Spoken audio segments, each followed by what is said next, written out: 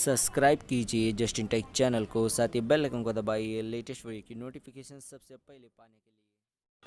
Motorola की most waited smartphone Motorola Moto Galaxy Flexi R11 pro smartphone जो है Motorola का पहला स्मार्टफोन होगा जो 5G नेटवर्क को सपोर्ट करेगा। यहाँ पर खास बात बता दें तो यहाँ पर दो डिस्प्ले इस स्मार्टफोन में देखने के लिए मिल जाएगा।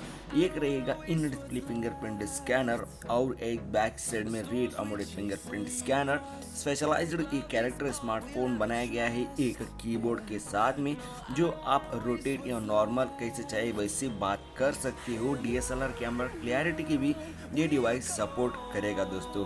लगभग इसमें 71+71 मेगापिक्सल्स का दो DSLR camera clarity back side में रखा गया है। सबसे अनोखी चीज़ ये होगा कि इस स्मार्टफोन 7000 mAh काफ़ी बिग बैटरी पिकअप के साथ में मोटोरोला के अपकमिंग स्मार्टफोन आएगा।